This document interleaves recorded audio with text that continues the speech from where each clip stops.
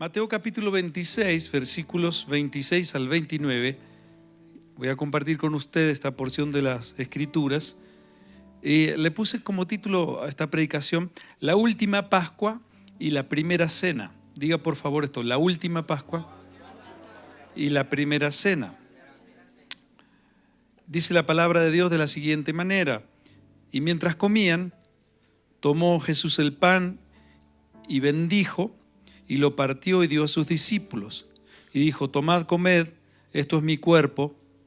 Y tomando la copa y habiendo dado gracias, les dio diciendo: bebed de ella todos, porque esto es mi sangre del nuevo pacto. Diga por favor esto, nuevo pacto. Nuevo pacto, que por muchos es derramada para remisión de pecados. Y os digo que desde ahora no beberé más de este fruto de la vid, hasta aquel día en que lo beba nuevo con vosotros en el reino de mi Padre. Padre, te doy gracias por tu palabra. Venimos en esta noche a tu casa, Señor, y necesitamos mucho que abras nuestro entendimiento. Señor, queremos aprender y queremos abrazar y queremos que nuestra forma de pensar, Señor, sea a través de tu Espíritu Santo. Que hoy nos enseñes y nos guíes, nos convenzas y nos lleves a toda la verdad, Señor. Sabes que lo único que queremos es conocer esa verdad, y tú dijiste que eres la verdad, que eres el camino y que eres la vida. Señor, que nos saques de la dimensión de la religiosidad y podamos entrar en esa dimensión de una relación verdadera, pura, donde tú puedas actuar en nosotros. Hay mucha gente hoy que necesita, Señor, imperiosamente de ti. Todo el que ha venido hoy con hambre y sed de justicia, tu palabra lo afirma que será saciado. Por eso te pido que hoy derrames, Señor, de ese agua que limpia, que purifica, y ese pan de vida, Señor, que es tu misma palabra, que nos puede alimentar y hacer que crezca el hombre, la persona interior. En el nombre de Jesús. Amén. La noche de un jueves, como hoy, sucedieron cosas muy trascendentes que cambiaron el rumbo y el andar de toda la humanidad. Jesucristo, un jueves como hoy, celebra aquí en la tierra con sus discípulos la última cena de Pascua como un ser humano. Símbolo de la recordación de la noche que el pueblo de Israel fue liberado de la esclavitud de Egipto, al comer del cordero de Pascua y pintarla con la sangre del animal los contornos de las puertas de las casas para ser protegidos de la muerte, al pasar el ángel y quitar la vida de todos los que no tuvieran sus casas pintadas con la sangre del animal. ¿Cierto? Eso significó la Pascua para el pueblo de Israel y significó la libertad del pueblo de Dios de 430 años de esclavitud. Dios les habló a su pueblo a través de Moisés y les dijo qué era lo que debían hacer para poder ellos definitivamente quedar libres. Todos los primeros hijos de toda la gente que habitaba esa nación murió ese día. Solo los judíos tenían esa palabra revelada de Dios y la sangre del cordero. Ellos debían comerlo y comer, bueno, quizá el domingo podamos ampliar un poco más esa parte, pero Jesús con sus discípulos estaba celebrando esa fiesta muchos años después.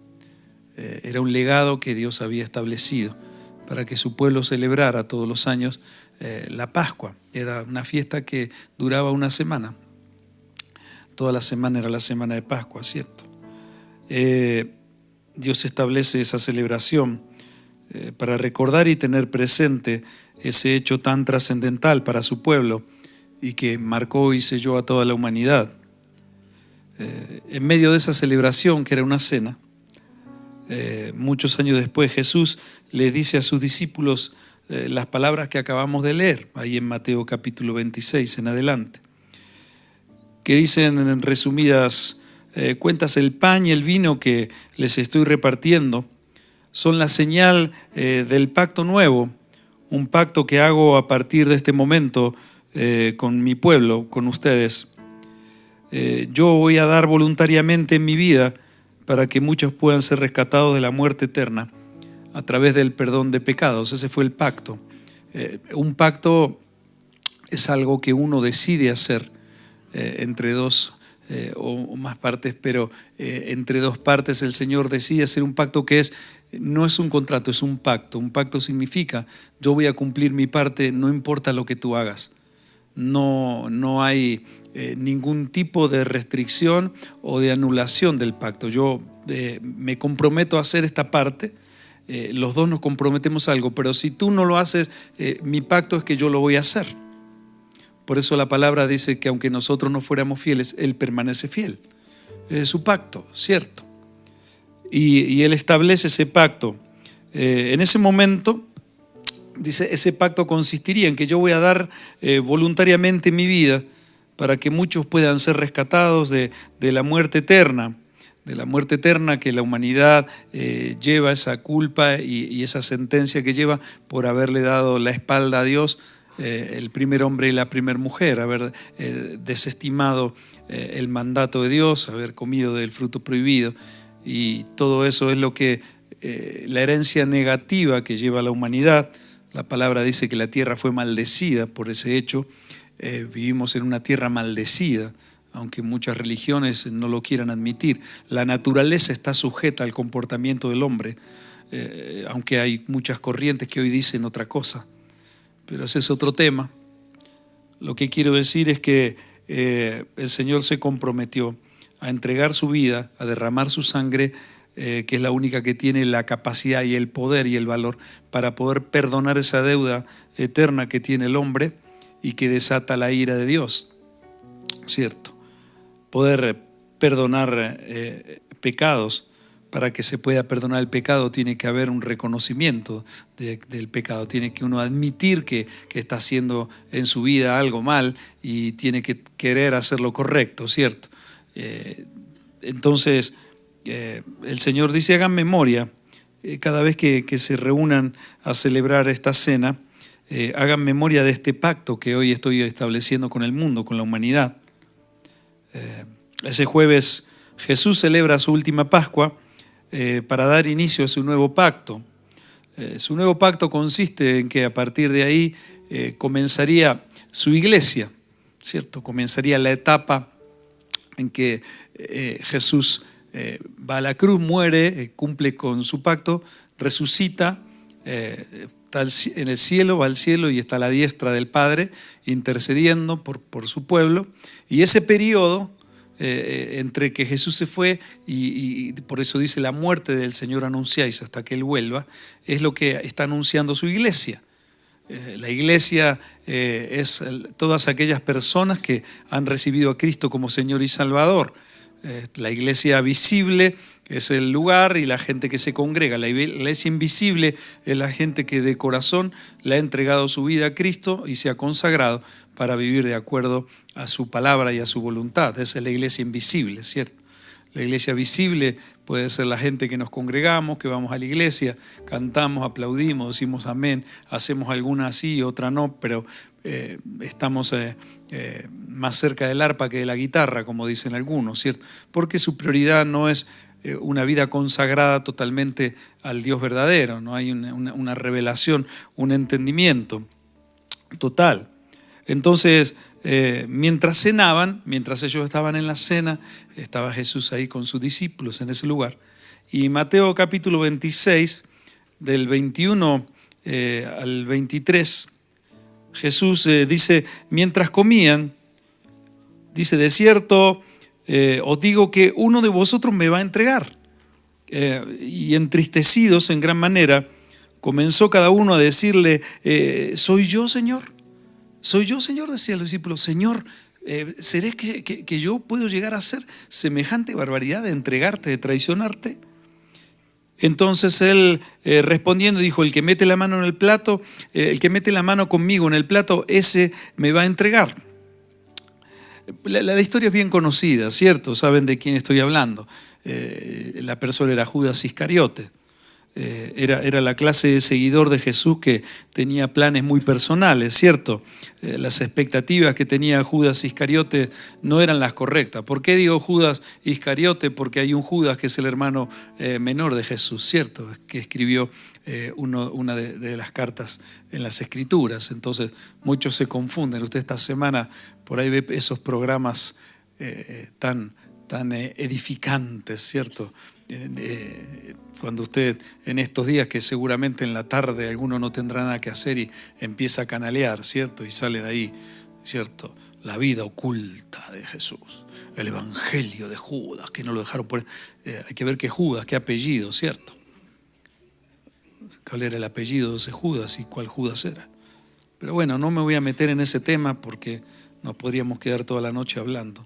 La cuestión es que Judas Iscariote no tenía correctas sus expectativas y eso lo colocaba su vida con respecto a su relación con Cristo, que para él no fue la vida del Mesías o por lo menos del Salvador en el concepto que para él sería que había venido Cristo, el Mesías, el Salvador. Él veía a una persona carismática, él veía a una persona desde su óptica política. Se dice que él pertenecía a un grupo llamado los Zelotes. Los Zelotes era un grupo que quería derribar y ser libres de la opresión que vivían ahora en la nación con leyes romanas, ¿cierto? Muy opresivas, un pueblo despiadado como el romano tiene unas leyes muy fuertes y un sistema de vida muy opresor. Entonces Judas se dice que pertenecía a ese grupo político y veía en Jesús un revolucionario, veía que tenía una óptica de que Jesús podía ser un rey y que podría liberarlos y levantar una revuelta y una guerra y poder recuperar, digamos, el estilo de vida teocrático, ¿cierto? Gobernado por las Escrituras, ¿cierto? Por la palabra de Dios, dirigido por los religiosos. Pero su forma de pensar no era la correcta de un Salvador, y mucho menos Judas pensaba en hacerlo Señor de su vida, muchísimo menos, ¿cierto? La palabra Señor implica muchas cosas y ellos, cuando Jesús se presenta como Señor, se presenta como el amo, como el dueño de todo, ¿cierto? Eso significa Señor. Lo había Judas descendido mientras decían los demás discípulos, ¿seré yo Señor? Judas lo había descendido a la simple categoría de un elocuente líder que lo consideraba como un maestro. Mientras los demás discípulos compungidos preguntaban a Jesús, ¿seré yo Señor? Judas lo nombra poniéndole al Señor en una escala inferior. Mateo 26, 25. Dice, entonces respondiendo Judas, el que le entregaba, dijo, ¿soy yo, maestro? Jesús le contesta, tú lo has dicho. Para Judas Jesús no era el Señor de su vida. Jesús era un maestro. Jesús era una persona que tenía ideas revolucionarias, tenía enseñanzas que podían ser bien importantes, tomarlas en cuenta desde mi punto de vista. Entonces, algunas cosas me parecen bien, otras no tanto, ¿cierto? Puede ser que pensar así, la verdad estoy quizás especulando, no quiero decir más de lo que dice la palabra. Pero Juan aclara en su evangelio un poco más la situación y da un poco más de detalle de lo que estaban viviendo. Al convidarle el pan, Judas mete la mano en el plato y el mojado del pan, dice Juan, en el versículo, Juan capítulo 13, versículo 27, dice la palabra, después del bocado, Satanás entró en él, está hablando de Judas. Entonces Jesús le dijo, lo que vas a hacer, le dijo, hazlo más pronto, lo que tenés pensado hacer. ¿Cuántos saben que el Señor sabe todo lo que pensamos hacer en la vida? Él sabe todo. Antes que se haga la palabra en nuestra boca, sabe lo que estamos pensando. Él hay algo que va un poco más allá de lo que estamos pensando. Él no solamente conoce lo que estamos pensando, Él conoce las intenciones del corazón. Porque una cosa a veces es lo que pensamos y otra cosa las intenciones que tenemos. Él conoce esas intenciones escondidas. Entonces le dice: lo que vas a hacer, hazlo más pronto. Ahí en el capítulo 13 de Juan, versículo 30, dice: cuando él pues hubo tomado el bocado, luego salió y era ya de noche. Dice, Judas se fue de esa cena. Se fue saliendo para llevar a cabo sus planes personales, de ir a buscar a las autoridades religiosas para entregar a Jesús como había pactado, ¿cierto? Había hecho un negocio, le había salido un buen negocio a Judas. Entonces, a partir de ese momento, Judas sale. Y al salir, me puse a mirar algunas cosas que han sucedido. Hay unos capítulos donde Jesús le habla a sus discípulos en esa noche y Judas no estaba. Se perdió Judas enseñanzas extremadamente transformadoras para su vida. Y lo que sucede es que Jesús da a sus discípulos lo que hace de la vida en Cristo, que hace que la vida en Cristo sea la manera más extraordinaria que existe para vivir la vida con un propósito eterno. Entonces Judas no está para escuchar sobre el nuevo mandamiento. Por ejemplo, ahí en Juan capítulo 13, 34 y 35, Jesús dijo: un nuevo mandamiento os doy, que os améis unos a otros como yo os he amado, que también os améis unos a otros. En esto conocerán todos que sois mis discípulos, si tuviereis amor los unos con los otros. Y Judas no estaba en ese momento para escuchar esa enseñanza. Tampoco estaba para escuchar lo que les estaba diciendo en Juan 14, del 1 al 3. No se turbe vuestro corazón, les dijo Jesús. Creéis en Dios, creed también en mí. En la casa de mi Padre muchas moradas hay. Si así no fuera, yo os lo hubiera dicho. Voy pues a preparar lugar para vosotros. Y si me fuere y os prepararé el lugar, vendré otra vez y os tomaré a mí mismo, para que donde yo estoy, vosotros también estéis. Judas no estaba en esa conversación, nunca se enteró. Nunca escuchó tampoco quién era realmente Jesús de su boca. Juan capítulo 14, versículo 6. Jesús les dijo: yo soy el camino, la verdad y la vida. Nadie viene al Padre sino por mí. Nunca oyó del Espíritu Santo que vendría sobre los verdaderos creyentes. En esa charla, Juan 14, 16 y 17. Y yo os rogaré al Padre y os daré otro consolador, para que esté con vosotros para siempre. El Espíritu de verdad, al cual el mundo no puede recibir porque no le ve ni le conoce, pero vosotros le conocéis, porque mora con vosotros en ese momento. ¿Por qué le dice mora con vosotros? Porque el Espíritu estaba solo en la vida de Jesús. Y después les dice: y estará en vosotros. Jesús lo que le está diciendo es: cuando yo me vaya, mi Padre enviará mi Espíritu sobre ustedes y ya no estará con vosotros como ahora, sino que morará dentro de vosotros. Judas no estaba. Tampoco recibió la oración que Jesús hace para interceder por sus discípulos. En el capítulo Juan, capítulo 17, léase todo por favor. Jesús en ese momento hace una oración por todos ellos. Tampoco pudo recibir la paz. Juan capítulo 14, versículo 27. La paz os dejo, mi paz os doy. Yo os no la doy como el mundo la da. No se turbe vuestro corazón, ni tenga miedo. Judas se había retirado y nunca pudo escuchar las palabras más trascendentes para un discípulo que salieron de la boca del Señor Jesucristo. Yo imagino lo que puede haber sido ese momento, ¿cierto? Donde Jesús esté hablando en persona con esas palabras tan tremendas y tan trascendentales que pueden transformar un pensamiento, una vida, y hacer de una persona una persona que viva de una forma correcta en su andar, totalmente transformado, viviendo bajo una promesa total de que Dios nunca los dejaría, no los abandonaría, de que la paz que Jesús deja es algo que sobrepasa todo entendimiento, de que uno puede vivir una vida sabiendo de que Jesús está intercediendo, nos está cuidando, que nos conoce, sabiendo que hay en este mundo de tantos caminos y de tantas opciones, hay un solo camino, hay una sola opción que te lleva y que es la verdad. Yo soy el camino, yo soy la verdad. Y hay un solo camino para elegir la vida, se llama Jesucristo. Judas no estuvo para escuchar esas palabras. Estaba totalmente enfocado en sus propias expectativas de vida. En ese momento su meta era entregar a Jesús, recibir las 30 monedas de plata que había pautado recibir al entregar a Cristo. Vendió a Cristo por el precio de un esclavo. Un esclavo valía 30 monedas de plata, era lo que costaba.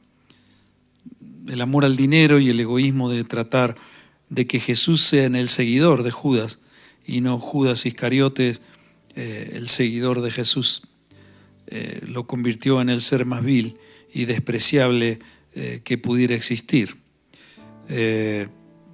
con el fin de pretender usar a Cristo para lograr fines avaros y egoístas en la vida. Fuerte, ¿no? Ese era lo que movía a Judas. Una avaricia y un egoísmo y un egocentrismo para que Dios se ocupara o para que Dios sea quien se sometiera a los planes de Judas. Y lo compró por el precio de un esclavo. En pocas palabras, para Judas Jesús quizá tendría que ser como un esclavo que tendría que hacer todo lo que él le dijera y Jesús decirle que sí.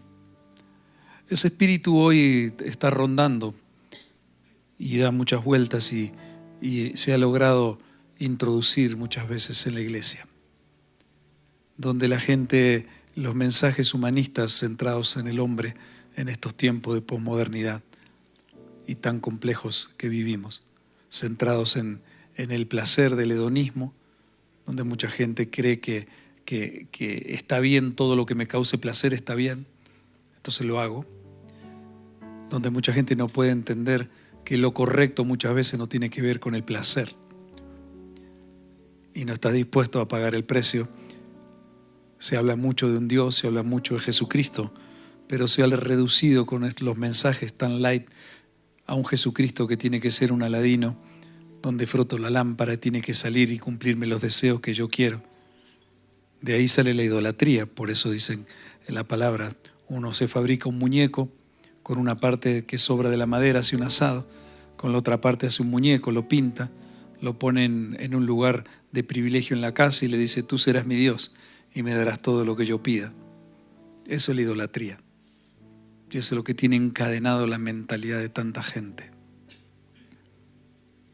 Pensando que me fabriqué un Dios, o sea, ¿quién es el creador? Yo soy el creador de un Dios. Fuerte, ese es el pensamiento que hoy está dominando. En algunos casos un poquito más evangélicos dicen, no, yo tengo un Dios que vino para darme todo lo que yo pida, todo lo que yo quiera. Ahora eso sí, Él es mi Salvador. Señor ha sido reducido solamente a una palabra, digamos, aristocrática o de respeto, para ponerle un nombre, Señor. Pero ese no es el significado que Dios le quiere dar y que Dios le dio en su palabra a la palabra Señor. Señor significa dueño de todo, dueño de mi tiempo, dueño de mis cosas, que en realidad son de Él, dueño de lo que me da, dueño del aire que respiro, dueño de lo que como, dueño de todo lo que tengo.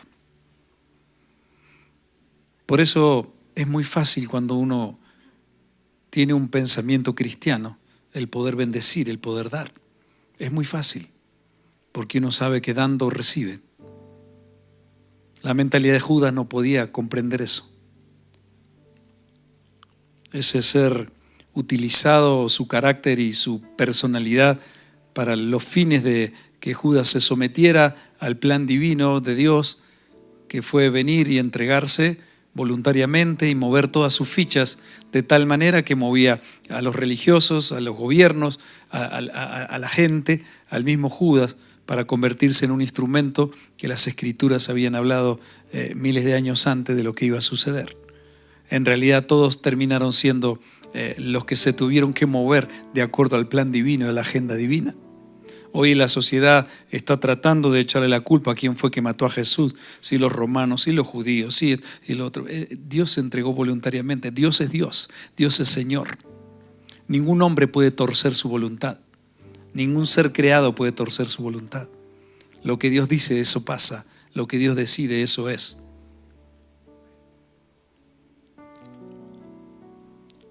Judas se convirtió en un ser tan despreciable que cuando los nombres de los apóstoles son usados para poner a sus hijos como legado de un augurio de que serán personas respetables y de bien, nadie seguramente le pondría a su hijo, ¡ay, nació Juditas! ¿Cierto? Saben que en Alemania hay una ley, no sé si estará vigente, que se prohíbe el nombre Judas. No sé si está vigente. Escuché decir el otro día un teólogo que en Alemania, ¡ay, qué lindo Juditas! ¿Cierto? O sea, gente que los testimonios de esas personas uno no quisiera nunca, ni que se relacione. Es más fuerte el testimonio de Judas Iscariote que el testimonio de uno de los escritores de la Biblia, que fue Judas, el hermano menor de Cristo. Y hoy pesas de sobremanera el nombre Judas por el testimonio de Judas Iscariote negativo que por el testimonio de Judas, su hermano menor de Jesús. Judas no estaba para escuchar todo lo hermoso que Jesús dijo a sus discípulos, pretendiendo usar a Cristo con fines avaros y egoístas. Se va de ese momento tan especial. Mire, Judas convivió 3 años y medio con Jesús. Experimentó los milagros más extraordinarios que pudieran haberse visto. Escuchó las enseñanzas más trascendentes que jamás se hayan podido mencionar, aunque se perdió las últimas. Vio y experimentó en su vida los eventos más tremendos que no se pueden explicar. Tormentas calmadas con una palabra, olas gigantes aquietadas, comidas en abundancia, donde más de 5.000 personas con sus familias, se habla de 15, 20.000 personas, comieron de unos pocos pancitos y 2 peces, y sobró. Paralíticos que se levantaron y caminaron de nacimiento, ciegos de nacimiento volver a ver, muertos volver a la vida. Fue derramada autoridad para echar demonios. Vivió todo de la misma manera y experimentó todo igual de lo que vivieron los demás discípulos. Y la pregunta es, ¿cuál era la diferencia entonces? Para Judas, Cristo no era su Señor. Para el señor Iscariotes, Judas solamente se consideraba Señor y consideraba a Jesús que simplemente era un maestro. Para los demás, aún para Pedro, que también, si sigue leyendo el relato, Jesús anunció en esa noche, le dijo que Pedro lo iba a negar, que el diablo lo pidió para zarandearlo, pero que cuando vuelva confirme a sus hermanos. Pedro dijo, yo no te voy a traicionar, yo voy a ir a la muerte. Quizá era genuino lo que decía Pedro en sus emociones, pero no tenía la fuerza y el poder para cumplirlo. Si el Espíritu Santo no venía a morar en su vida, no tenía el valor ni la valentía que hoy solamente se puede adquirir para poder decirle a un mundo que necesita tanto la verdad y que no la quiere escuchar, poder ser la conciencia de los gobiernos y la conciencia de la sociedad, que es la autoridad que el Señor le dio a la iglesia. Su autoridad sigue brillando a través de la iglesia, quizá no de la visible, pero sí de la invisible, de hombres y mujeres que se levantan y que nada los hace callar, porque hablan cuando tienen que hablar y callan cuando deben callar.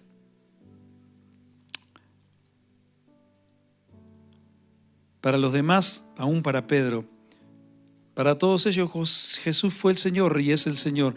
El respeto que tenía Judas Iscariote por Jesús era solamente una fachada, detrás de los modales que había podido tener, un comportamiento correcto, se escondía un corazón independiente y depravado. Todos ellos, esos hombres, se convirtieron en los apóstoles de Jesucristo, reflejado en sus vidas personales. Podía verse el nivel de consagración que esa gente tenía. Para todos ellos, menos para Judas Iscariote, Jesucristo se convirtió en la prioridad y en el centro de sus vidas. Y eso los convierte en los referentes más extraordinarios que impactaron a la humanidad con el mensaje de esperanza y salvación. El mensaje único que existe para dar propósito, sentido y libertad a la humanidad. Para Judas, Jesús era un simple maestro que sería importante para alcanzar sus propios fines en una vida egoísta, avara, llena de enigmáticas expectativas.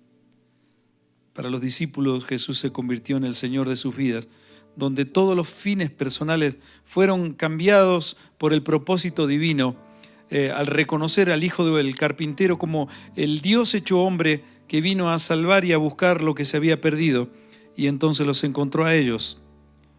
Las promesas del Antiguo Testamento sobre el Mesías y el Salvador recobraron vida en la vida de esos hombres, cobraron vida y cumplimiento en la vida de los apóstoles, y pudieron comprender quizás una de las tantas profecías que había sobre el Señor en el Antiguo Testamento, y quizá Isaías capítulo 9, versículos 6 y 7, cobra vida cuando leyeron: porque un niño nos es nacido, hijo nos es dado, el principado sobre su hombro, y se llamará su nombre admirable, consejero, Dios fuerte, Padre eterno, príncipe de paz. Lo dilatado de su imperio y la paz no tendrá límites sobre el trono de David y sobre su reino, disponiéndolo y confirmándolo en juicio y en justicia desde ahora y para siempre. El celo de Jehová de los ejércitos hará esto. Quizás esas palabras dichas por el profeta 700 años antes estaban adormecidas por la fuerza que tenía la religiosidad, la religión y la falta de santidad que había en el pueblo escogido. Pero en esos hombres recobran vida cuando el Señor de señores se revela a sus vidas, y esas palabras que estaban adormecidas cobran vida para ellos, y se dieron cuenta y dijeron: este tiene que ser, esta es la persona, este es nuestro Salvador. ¿Sabe? Pablo años después escribe y define ese pensamiento que solo se puede establecer en una mente gobernada por el Espíritu Santo. Y dice algo muchos años después a la iglesia de Filipos. Pablo escribe a los filipenses y dice, Filipenses 3, del 7 al 16, dice estas palabras: pero cuantas cosas, dice Pablo, eran para mí ganancia, las he estimado como pérdida por amor de Cristo. Y ciertamente aún estimo todas las cosas como pérdida por la excelencia del conocimiento de Cristo Jesús, mi Señor. Diga por favor eso: mi Señor. Pablo había entendido. Por amor del cual lo he perdido todo y lo tengo por basura para ganar a Cristo. Usted dice, ahí lee por basura, los traductores lo hicieron un poquito más suave para no hacerlo tan fuerte. La traducción original dice por estiércol. Todo lo tengo por estiércol. Ustedes acá utilizarían una palabra un poquito más soez, más groserita. Y ser hallado en él, no teniendo mi propia justicia, que es por la ley, sino la que es por la fe de Cristo, la justicia que es de Dios por la fe, a fin de conocerle y el poder de su resurrección y la participación de sus padecimientos, llegando a ser semejante a él en su muerte, si en alguna manera llegase a la resurrección de entre los muertos. No que lo haya alcanzado ya, ni que ya sea perfecto, sino que prosigo por ver si logro asir aquello para lo cual fui también asido por Cristo. Hermano, yo mismo no pretendo haberlo ya alcanzado, pero una cosa hago, olvidando ciertamente lo que queda atrás y extendiéndome a lo que está delante. Prosigo a la meta, al premio del supremo llamamiento de Dios en Cristo Jesús. Así que todos los que somos perfectos, esto mismo sintamos. Y si otra cosa sentís, esto también os lo revelará Dios. Pero en aquello a que hemos llegado, sigamos una misma regla, sintamos una misma cosa. Pablo había entendido la dimensión exacta y concreta de la palabra Señor en su vida. Un jueves como hoy comenzó con el nuevo pacto, la era, la dispensación el tiempo de la gracia que se manifiesta a través de las personas que se arrepienten de una vida pecaminosa y entregan sus vidas a Cristo, no para recibirlo solamente como Salvador, como bombero, como un mago que saca palomas de una galera y hace milagros, ni como un prestamista, ni como el dueño de una fiduciaria, donde pongo un poco y recibo mucho, como esos negocios que hay hoy en boga, dando vueltas por internet y por tantos lugares. A algunos les sale bien, a otros les sale mal, pero al poco tiempo se vuelan y muchos quedan cantando "la vida me engañó", ¿cierto? ¡Mentirosa! ¿Cierto? Y quedan como Tarzán, ¿cierto? Desnudo y a los gritos, ¿cierto? Un jueves como hoy comenzó la era del nuevo pacto. La era de la iglesia que verdaderamente se mueve en el poder. La gente que se puede mover en el poder del Señor, porque no solamente Jesucristo es el Salvador, sino que lo hicieron el Señor de sus vidas. Un jueves como hoy se dejó de ofrecer la sangre de los corderos para apaciguar el pecado y comenzó el camino a una cruz donde unos días después Jesús se ofrece voluntariamente en sacrificio. Más correctamente, un día después, derramando su sangre que no apacigua el pecado ni calma la conciencia, como era la capacidad y el poder que tenía la sangre de esos animalitos inocentes que entregaban sus vidas, o que la gente hacía que entregaran sus vidas, sino que ahora en Jesús se puede llegar a tener una vida nueva por toda la eternidad, porque Jesús es el Cordero de Dios que quita el pecado del mundo, no lo apacigua. Jesús lo quita. Decirle que está a tu lado: Jesús no apacigua la conciencia. Jesús te da una nueva forma de pensar. Jesús quita el pecado y nos da vida eterna cuando lo reconocemos como el Señor de todo. Mucha gente vive en su vida privada pensando de que total, ¿quién me ve o qué va a pasar con mi vida? Se puede ser muchas cosas sin Cristo, pero no se puede ser cristiano sin Cristo. El Señor está expectante, puesto los ojos sobre cada uno de nosotros, y Él lo que quiere con todo el corazón es que podamos valorar el sacrificio que Él hizo en la cruz. En eso consiste recibir la cena dignamente. Cuando usted va a celebrar, o cuando ahora vamos a recordar y celebrar ese momento, lo que hace de la Santa Cena un momento sublime es mi corazón. Verdaderamente me interesa Jesús. Verdaderamente, cuando recibo la cena, estoy celebrando y dándole gracias por eso, o es un acto más religioso. En algunos lugares te van a decir quiénes pueden tomar la cena y quiénes no. En algunos lugares te van a decir que si no cumpliste con tal o cual requisito en la iglesia, no podés recibir la cena. Nosotros creemos que la cena es una dimensión de conciencia y responsabilidad personal. Por eso Pablo dice en su palabra: pruébese cada uno a sí mismo.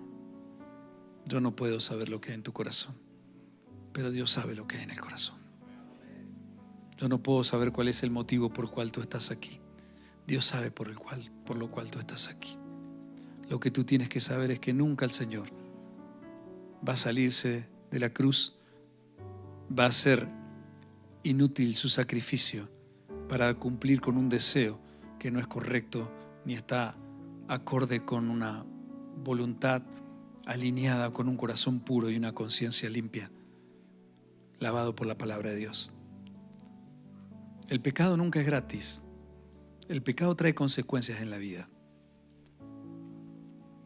Y mucha gente vive las consecuencias del pecado y sigue sin poderlo ver. Y eso es algo que nosotros tenemos que de una vez por todas resolver en nuestra vida qué es lo que queremos.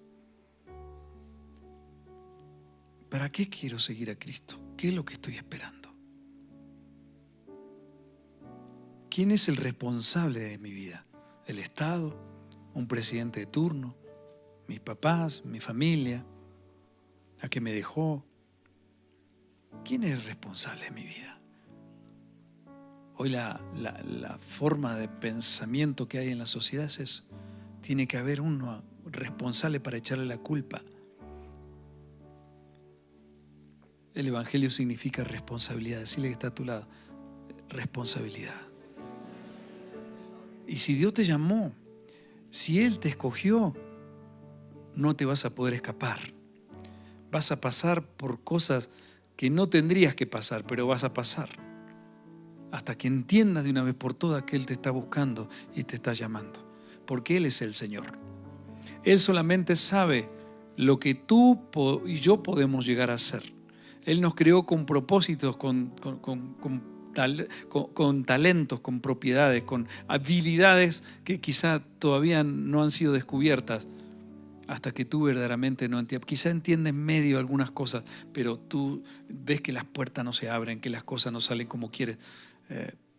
Y quizá todavía no entiendes cuál es la voluntad del Señor en tu vida. Lo que Dios quiere es que todos se salven. Y nosotros, sea como sea, tenemos que seguir predicando el Evangelio. Muchas veces queremos ser como esos árboles fuertes, robustos, que cuando parece que vienen los huracanes y los vientos, poder resistir y sentirnos así fuertes, ¿no? Por eso vamos al gimnasio, ¿cierto? Y todos ahí, ¿cierto?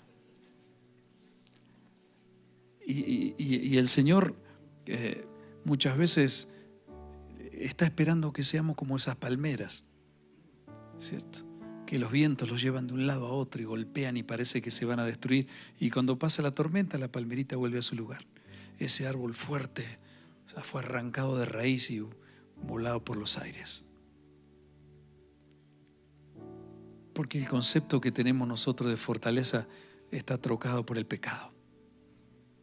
Al perdón lo llamamos síntoma de debilidad, cuando el perdón es un síntoma de fortaleza. Cuando el hacer la voluntad de Dios y negarse y presentar el cuerpo como un sacrificio vivo, como dice Pablo, y morir a las pasiones y deseos, porque pensamos que eso que es lindo y que es bonito está bien, y después terminamos justificando todo eso, y por eso estamos como estamos tantas veces, sin norte, sin saber qué hacer, con embarazos no queridos, con abortos, con hijos no queridos, con un mundo tan difícil de poder sobrellevar las cosas y tener que andar remendando, tratando de ajustar un poco la vida, acomodándonos a las circunstancias, sino que las circunstancias se acomoden a nuestras decisiones. Pero hoy la falta de dominio propio, la falta de un principio cimentado en las Escrituras hace que mucha gente no pueda disfrutar y vivir el nivel de lo que significa el señorío de Cristo. Un jueves como hoy comenzó un nuevo pacto. Jesús es el Cordero de Dios que quita el pecado. Pedro dijo en su primera predicación, después de haberlo negado, conocen la historia, ¿cierto? Lo negó, el gallo cantó, lo negó varias veces, no solo una vez. Y le decían, este Galileo te habla como ellos. Y él decía, pero no, pues papito, yo no, ¿cierto? Amén, aleluya, gloria a Dios. Quien vive por siempre jamás, yo no hablo como Él. O sea, vos te conoces, tu forma de hablarte delata. Tu forma de hablarte delata. No, yo no lo conozco. Dice la palabra que terminó maldiciendo. Terminó insultando, diciendo, yo no lo conozco. Esas las cosas que dijo. Después de haberse Jesús manifestado, resucitado en esa playa, Jesús reconcilia a Pedro y Pedro por primera vez en su vida puede darse cuenta de quién era y qué había en su corazón y se rinde totalmente a Jesús Y Pedro ya en su ministerio tan famoso y tan conocido, en su primera predicación, unos pocos días después, Hechos capítulo 2, 36, 39, Pedro ya totalmente transformado y lleno del poder de Dios por el Espíritu, le dice a estos judíos que le estaba predicando: sepa pues ciertísimamente toda la casa de Israel, que a este Jesús a quien vosotros crucificasteis, Dios le ha hecho Señor y Cristo. Dios le ha hecho Señor y Salvador. Dios le ha hecho Señor y Salvador. Al oír esto, se compungieron de corazón y dijeron a Pedro y a los otros apóstoles: varones hermanos, ¿qué haremos? Pedro les dijo: arrepentíos y bautícese cada uno de vosotros en el nombre de Jesucristo para el perdón de pecados, y recibiréis el don del Espíritu Santo, recibiréis el regalo del Espíritu Santo, porque para vosotros es la promesa, y para vuestros hijos y para todos los que están lejos, para cuantos el Señor nuestro Dios llamare. El Señor nuestro Dios llamare. Juan capítulo 1, versículos 29 al 34. Ya estoy terminando. Juan, el apóstol amigo de Jesús, habla de Juan el Bautista, del primo de Jesús, ¿cierto? Y Juan 1, 29 al 34 dice lo siguiente: el día siguiente vio Juan a Jesús que venía a él y dijo: he aquí el Cordero de Dios que quita el pecado del mundo. Este es aquel de quien yo dije: después de mí viene un varón, el cual es antes de mí, porque era primero que yo. Dice: y yo no le conocía, mas para que fuese manifestado a Israel, por eso vine yo bautizando con agua, dijo Juan. También dio Juan testimonio diciendo: vi al Espíritu que descendía del cielo como paloma y permaneció sobre él.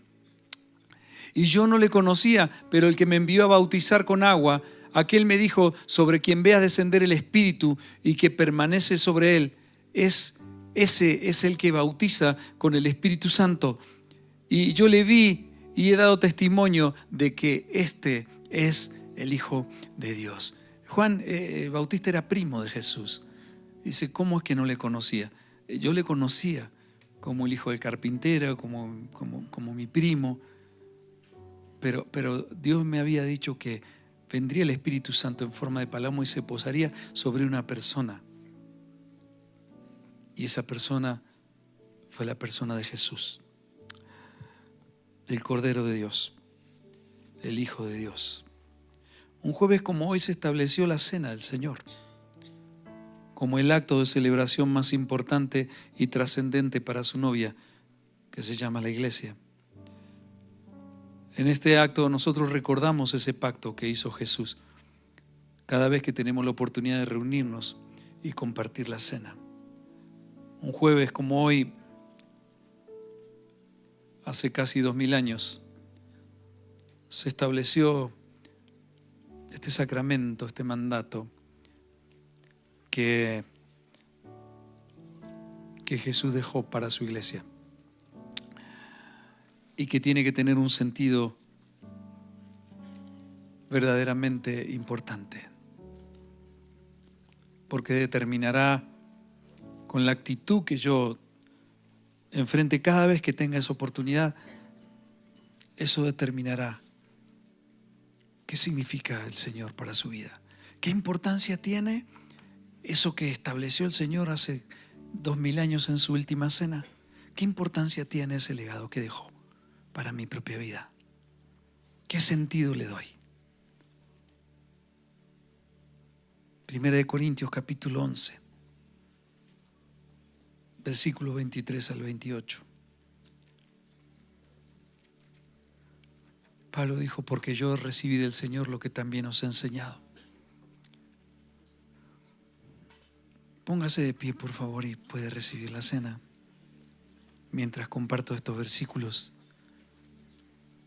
Porque yo recibí del Señor lo que también os he enseñado, que el Señor Jesús, la noche que fue entregado, tomó pan y habiendo dado gracia lo partió y dijo: tomad, comed, esto es mi cuerpo que por vosotros es partido. Haced esto en memoria de mí. Asimismo tomó también la copa después de haber cenado, diciendo: esta copa es el nuevo pacto en mi sangre. Haced esto todas las veces que la bebiereis en memoria de mí. Así pues, todas las veces que comiereis este pan y bebiereis esta copa, la muerte del Señor anunciáis hasta que Él venga, el tiempo de la iglesia. De manera que cualquiera que comiere este pan o bebiere esta copa del Señor indignamente, será culpado del cuerpo y de la sangre del Señor. ¿Qué significa indignamente? No darle importancia, no poner en el plano sublime y en el plano más importante de mi vida, que me permitió hoy recibir la salvación y entender que esto que estoy haciendo, lo estoy haciendo para honrar con mi vida y en memoria del acto más sublime que sucedió en la humanidad. Por tanto, pruébese cada uno a sí mismo y coma así del pan y beba de la copa. Si usted lee más arriba, la desaprobación que tenía Pablo con la iglesia de Corintios era que cuando ellos se juntaban en la cena antes no era como en este momento, con un pedacito de pan y jugo de uva, donde simbólicamente celebramos una cena. La gente llevaba su comida para compartir. Tenían todo en común y compartir las comidas. Lo que pasa es que había gente rica y había muchos esclavos. Y la gente solamente estaba pensando en la cena como un acto de comer. Y dice la palabra, si usted lee más arriba, se juntaban y comían apurados para no convidar y no se relacionaban y no utilizaban la cena como un momento para compartir como compartió Jesús con sus discípulos, sino que lo hacían de una manera egoísta, guiados y llevados por sus propios deseos o lo que el cuerpo les pedía y no queriendo compartir. Por eso Pablo dijo, yo no los apruebo. Ellos no eran dignos de celebrar la cena del Señor. Para ellos la cena del Señor no tenía un sentido, el sentido que Jesucristo quería o quiere que pueda tener. Y ahí está la diferencia. Por eso pruébese cada uno a sí mismo. Mire, si usted no tiene en cuenta o no le interesa lo que hizo Jesús en su vida, entonces yo le recomiendo, mira, esto no va a producir absolutamente nada en su vida. Pero si usted entiende, esta es la unión de nuestra vida, de nuestra mente, de nuestro ser con nuestro Dios. Y estamos afirmando con eso, diciendo, Señor, yo hago algo, para mí es tan importante esto. Y un jueves como hoy, donde se celebra en este tiempo la Semana Santa, mucha gente compungida, mucha gente tratando de mostrar quizá que es mejor o queriendo ser mejor, pero no sabe cómo.